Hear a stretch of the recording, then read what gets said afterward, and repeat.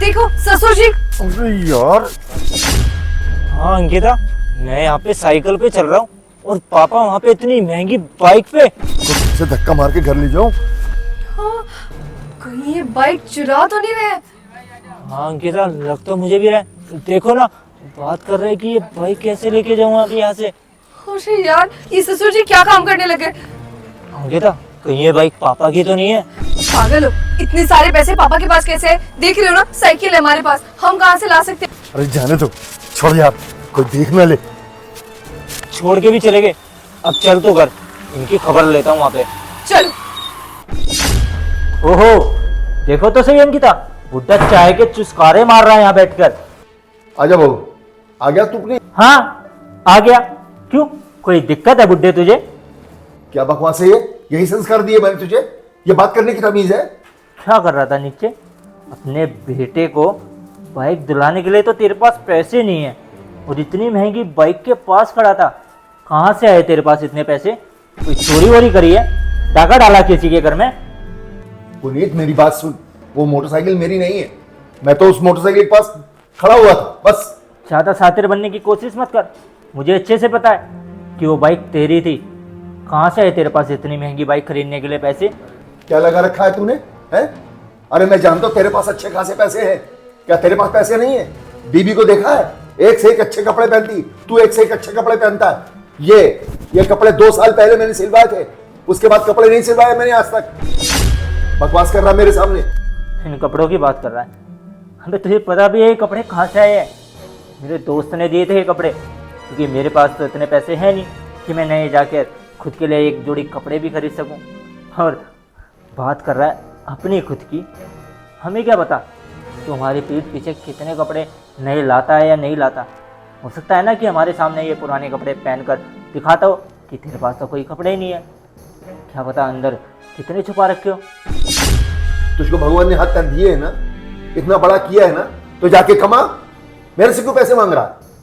मेरे पास क्या खजाना रखा हुआ है या ऊपर से गिर रहे पैसे मेरे पास? रहने दो पापा, आपको भी ना आज ताने देने आ गए। अब मेरी जॉब छूट गई है तो पैसे नहीं कमाता, तो पैसे आपने जोड़ के रख रखे होगे, तो इसलिए आज इतनी बातें सुना रहे हो ना।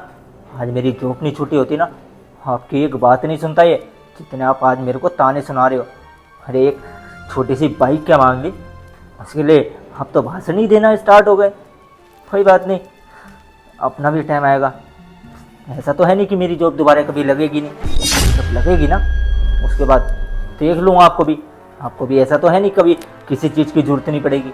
आओगे तो मेरे पास ही ना कि बेटा ये दे दे, वो लाना है, ये कर दे। जब बताऊँगा मैं आपको कि आप भी काम करो और अपने पैसों से अपना खर्चा उठाओ। अभी मेरे को गिरज है तो मेरे को इसलिए आपके आगे हाथ झुकाना पड़ रहा है। कल को ऐसा तो है नहीं आपको गिरज नहीं होगी। जब बताऊँगा मैं। जॉब चली गई, जॉब चली। अरे तेरी जॉब चली गई तो मुझे भी दुख है इस बात का कि तेरी जॉब चली गई, लेकिन इस तरह से बात करने का ये कोई ढंग है? मुझे भी तरस आता तेरे ऊपर। कोई बात नहीं अंकिता, चलो यहाँ से, मेरे को इनसे कोई बात नहीं करनी। अबे देख क्या रहा, जल्दी चलो। हाँ आ रहा हूँ।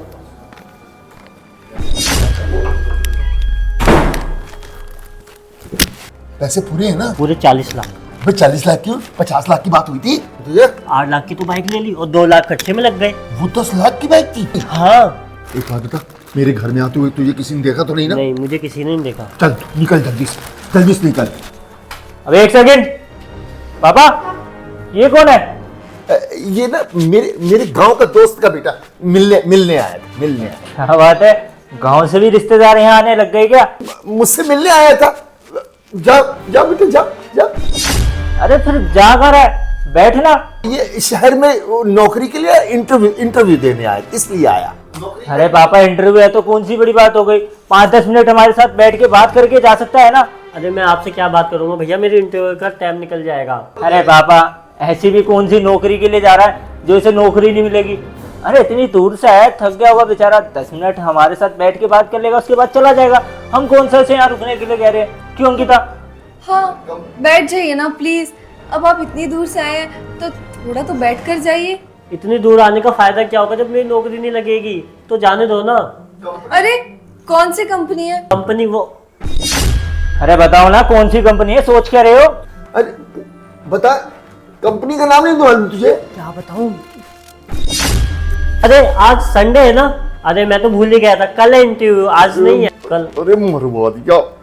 पापा आपको क्या हो गया? कुछ नहीं कुछ नहीं, अब इसको एक दिन और रुकना पड़ेगा यहाँ पर, तो घर में खर्चा तो होगा ना, अब इसीलिए थोड़ा सा परेशान हो गया। अरे पापा इतना नहीं सोचते, बैठिए बैठिए। अरे मनहूस, बैठ जाओ यहाँ पे, नाक कटवाएगा मेरी, बैठ। और बताओ, गांव से कोई आने में दिक्कत वगैरह तो नहीं हुई? हाँ सब बढ़िया है, गांव में भी सब बढ़िया है।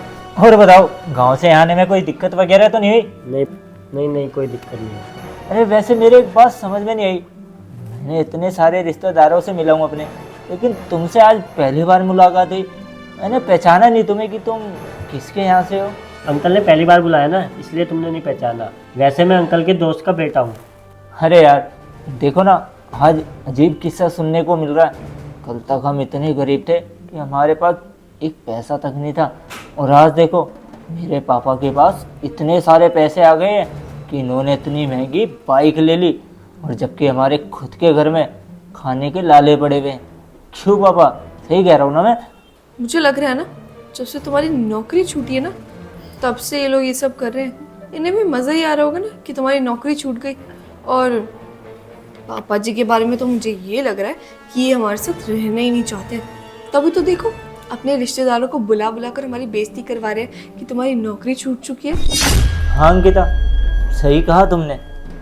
क्यों पापा, आपको अपने बेटे से या हमसे कोई दिक्कत वगैरह है क्या? मतलब कोई परेशानी है तो एक काम करो ना, आप भी परेशान हो जाते होगे, मैं रोज़ रोज़ आपको इस तरीके से सुनाता हूँ, लेकिन क्या करें, आप भी ठीक हो, यहीं पड़े रहते हो।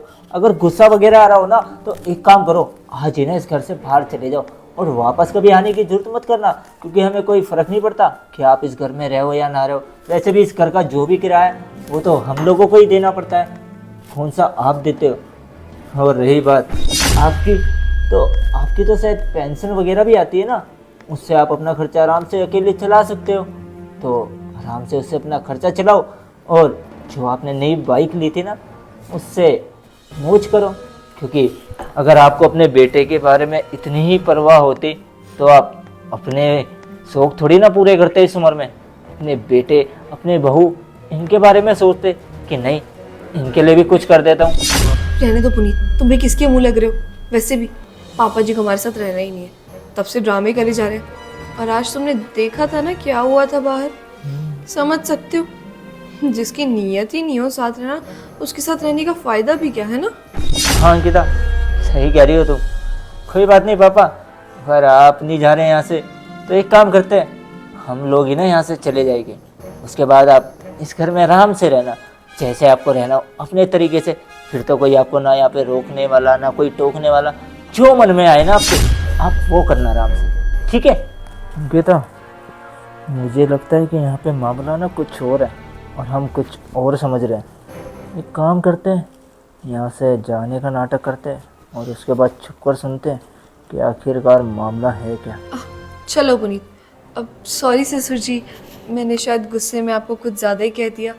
ठीक है, फिर आप दोनों बैठकर बातें कीजिए, हम अंदर जाते हैं, हमें कुछ काम है। ठीक है अंकिता, आ जाओ चलते हैं।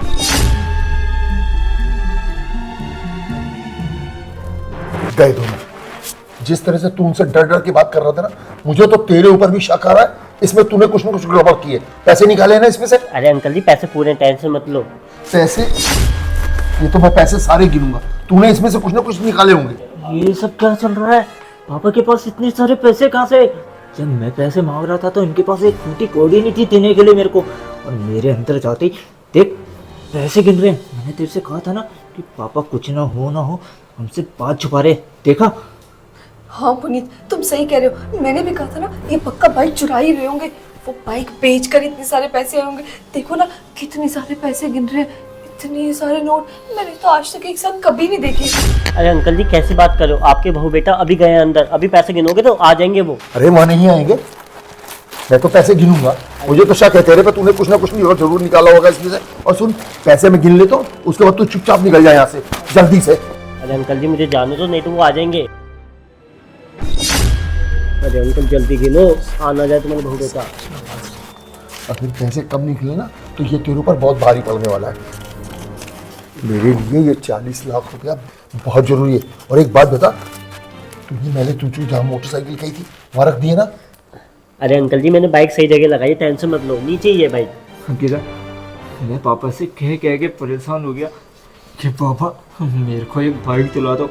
इस साइकिल पे डेली डेली बाहर जाना अच्छा नहीं लगता। लेकिन नहीं, मेरी बात आज तक नहीं मानी और उस साइकिल को मैंने बेच भी दिया क्योंकि घर में पैसे नहीं थे घर के राशन के लिए। लेकिन इस बुढ़े ने अपने यासी के चक्कर में इतना पैसा दबा के रखा है। कोई बात नहीं, इसे सबक तो मैं सिखाऊंगा। चलो चलो। क्यों पापा, शर्म नहीं आई आपको ये सब करते हुए? अरे कम से कम एक बार अपने बच्चों की खुशियों के बारे में तो सोच लिया होता। हम आपसे कहते रह गए कि आपकी बहू को इसके खर्चे के लिए पैसे चाहिए, मेरे को बाइक चाहिए। जब तो आपसे एक बाहर नहीं निकला कि नहीं बेटा मेरे पास तेरे लिए कुछ पैसे हैं, मैं तेरे को दे दूंगा। जब तो कहते रहते थे कि मेरे पास पैसे नहीं है, कहाँ से लाऊं, खुद कमाओ खुद कर लो। और आज इतने पैसे हमारे पीठ पीछे दबा के बैठे हो, कहाँ लेकर जाओगे इतने सारे पैसों को?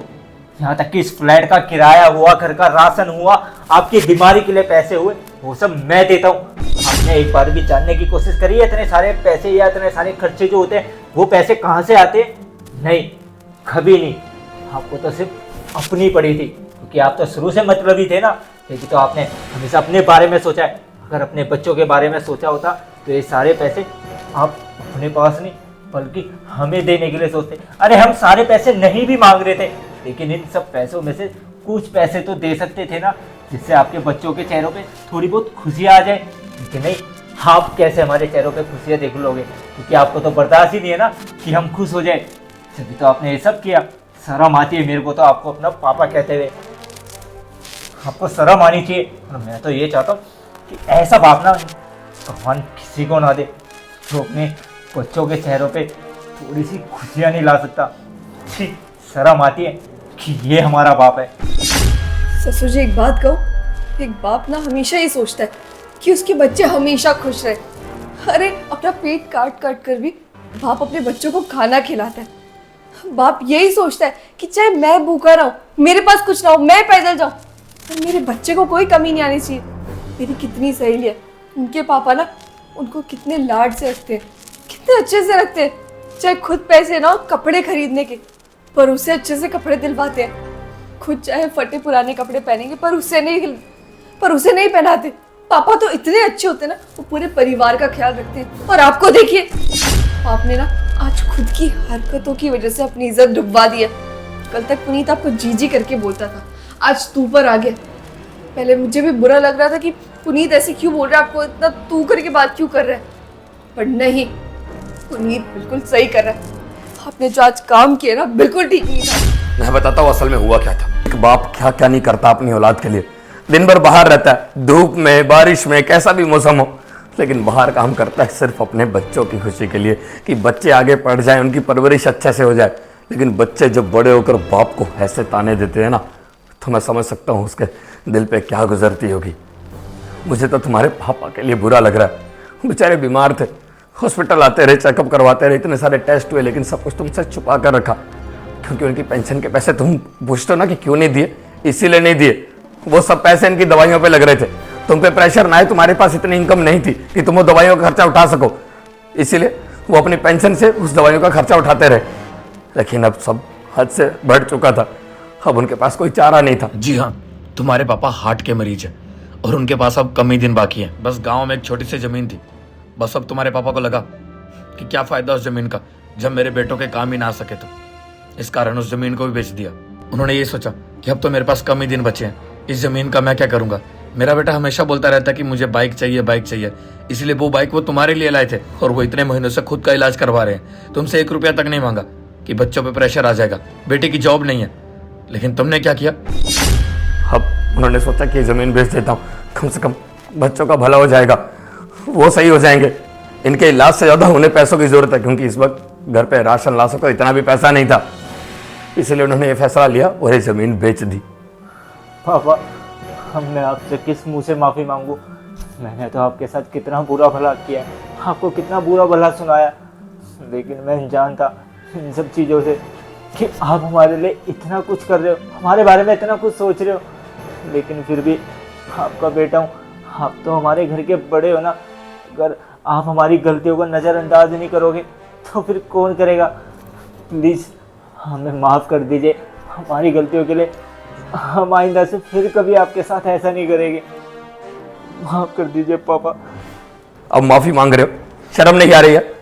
अब लग रहा है कि नहीं हमारी गलती है तो इसलिए माफी मांगी जा रही है, लेकिन पहले नहीं सोचा जो बोल रहे थे वो भी गलत था।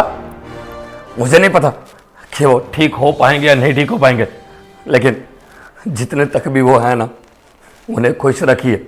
अरे कोई फायदा नहीं मंदिर में जाके भगवान को पूजने का, अगर तुम घर में बैठे अपने भगवान को नहीं पूछ सकते। बाप को भगवान का दर्जा दिया गया है, वहां पे जाके नौटंकी करके पूजा पाठ करके कोई फायदा नहीं है। अगर तुम अपने पापा की इज्जत नहीं कर सकते तो तुम्हें पता है तुम जितना भी गलत करते हो ना वो ऊपर वाला जरूर देखता है, और इसकी सजा तुम्हें कहीं ना कहीं जरूर मिलती है। इसलिए मैं इतना बोलना चाहूंगा कि अपने पापा की इज्जत करो, उनके साथ रहो, उन्हें खुश रखो।